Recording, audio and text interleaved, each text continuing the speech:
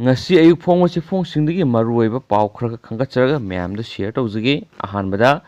UPSC ki exam thagadaba mahiroi ama urkhulda tamthina phurakpari hospital laikanari yamna nongaitaba thawdo amani aduki matik thina soklai mayam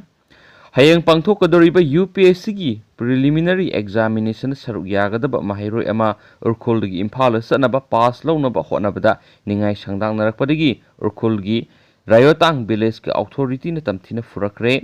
Urkhul Times tagi phangba pawgi matungina soklaba miyoi adugi maming sorsim kaising kawi ma Kamjong district ki Kumram village tagini haujingna Urkhulgi Rayotang village ta leibani hari soklaba miyoi asigi manaw nupana phungdorakpigi matungina hayeng pangthokadoriba UPSC ki preliminary examination asi thaba satnaba sosimga loinana makhoi ani village authority ki office ta pass lawba sakhi pass adu lawbadu lupa yankhai lawgani herakpadagi sel adu kari maramgi lawgadoribano haina sosimna hanglubadagi ningai sangdanaba tholakhi adubu ngaiha unkhatnaramlaba matungda sel adu piramlaga pass lawroklaga imphal satpada punaba mapot masa yomsinanaba rayotangda leiba makhoigi kada halakhibane masigi matungda village authority adugi secretary na phone taraktuna sosimbu makhoigi office ta laknaba khangalakpadagi amukka hana satlubada ni hena ningai sangdanaba tholaktuna mahakpu ka amada pusinkhraga tamthina phuba saibiki thabak asi sathakibani loinana makhoi numit humni gi manungda rayotang thadoktuna satkinabasu khangalakhi ma hauji yamna thina soktuna Ukhul district hospital oxygen phawbu thajinduna aruba phibamda laikanaduna leiri hainasu pausiation makhatana phungdorakli atopa yamna nungaitaba maruoiba paw amanamo sahi taruk rom suraba nupi masa ama leiramlei masagi sahi taruk rom surabi nupi masa ama leiramba thengnabadagi Moirang police station gi sub inspector TS Bir Kumar na lusingba tim amana lokhatluraga sideline Bisnupur gi coordinator sinakhre OC Moirang RK Anil Kumar na haikibadi ngarang ahing nongyai matung minute nifurom tabadu waida tera khongsang bidagi takhelama Michael Apokpa Rafulo na mahaki yumgi mamang thangbada thamba Sentex loksin na bathokpada nupi masa adu leiramba thengnarakibani maki mari makong khangba ngamdabadagi Moirang police station na paw piraktuna lokhatlubane OC Anil Kumar na hai ngarang nupi masa adu haunabi matungina sideline Bisnupur gi coordinator S Rebika da sinakre kanagumana angang mangba leirabadi police ta paw pibiyu aduga haujiki oinadi sideline Bisnupur gi coordinator S Rebika gi miyeng makhada nupi masa adu yam siksina thamli haina su makhatana phungdorakli atopa maruoiba paw manamu Manipur gi wangmada thokpada Bihar da nupi masa ama gang rape tawbadagi suicide tawkhre Uttar Pradesh ta sai kun surabi dalit nupi masa ama gang rape tawkhiba amasum ot nairaga hatkibagi lebak wathok oiringai marakta Gaya district ta miyoi marina gang rape tawbikhibagi matung ngarang irai numita sahi nauribi dalit nupi masa amasu masa matomta suicide tawtuna sijakhre Police ki matung ina nupi masa adugi mama mapasuni accused mari gi manungdagi ahum Rahul Kumar Sinta Kumar amasum Sandani Kumar gi maming palladuna gang rape ki case ama thangalakre mari sube accused adugi masuk maming khangdana leidi haiki Likhul Singh na haksang adugi autopsy adu Gaya Medical College ta pangthokre amasum phal singairi dalit nupi masa ama gang rape tawba amasum madugi matungda masa matomda suicide tawkibagi thawdo asi Uttar Pradesh ki Hathras ta thak wangba kanglup ki nupa mari na September 13 da dalit nupi masa ama gang rape tawkiba amasum hatkiba thawdo adugi matung kanadana tholakhibani hansu auxiliation makhatana phungdorakli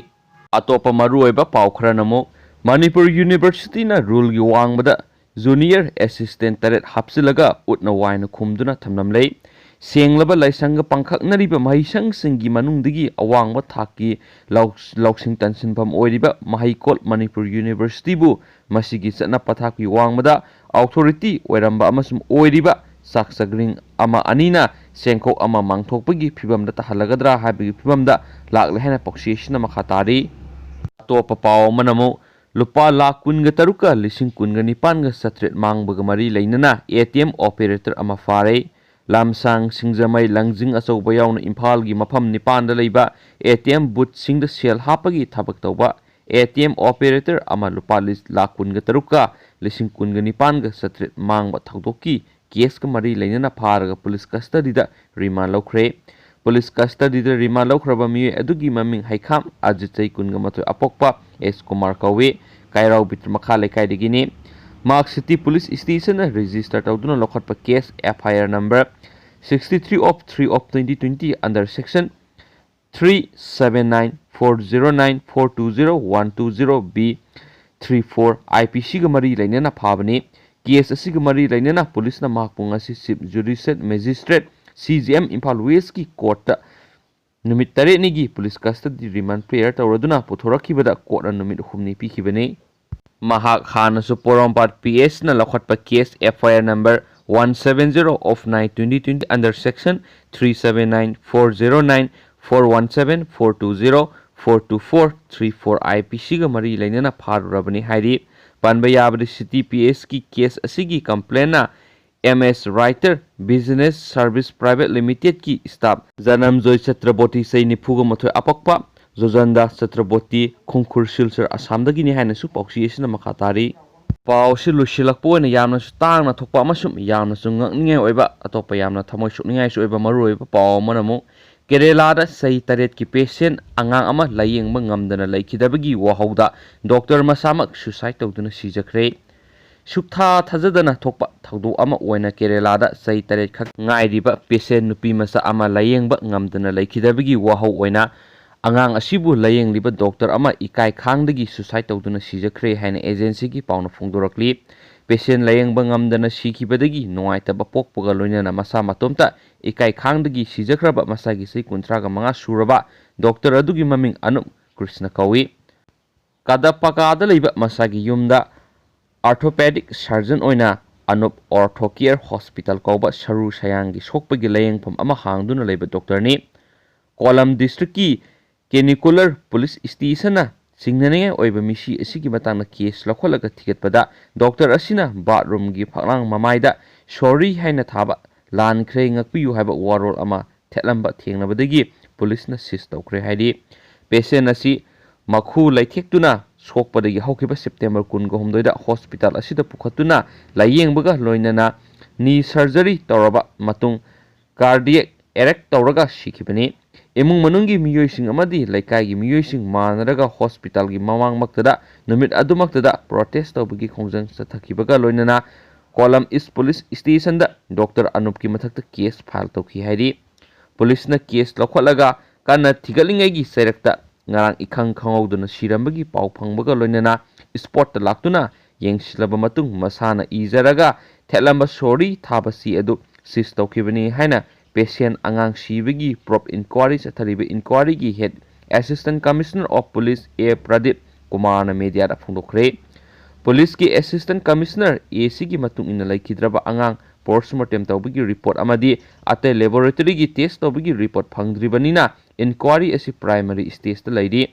suicide tawkhraba doctor adu patient kangbudagi akanba threat lakpadagi khangmanga ngamdaduna suicide tawkhibara haibagi matangda kupna yengsili hairi Mara asida laikhidraba doctor adugi asi baksang postmortem tawbada thabaki sarukta asok apan thengnabadagi kanagumba kharana torture tawbada sokpadagi laikanaba ngamdana sikhibara haibadusu tonganba angle ama oina thigali haina AC Pratipna phongdorakli amaromda Indian Medical Association imagi Kerala chapter gi vice president oiriba ENT gi consultant Dr. Sulfi Nuhana laikhidraba angang adu layengbada thausa khidaba laite haina police ki inquiry the statement pikre haina agency ki pawsina makhatana su phongdorakli thank you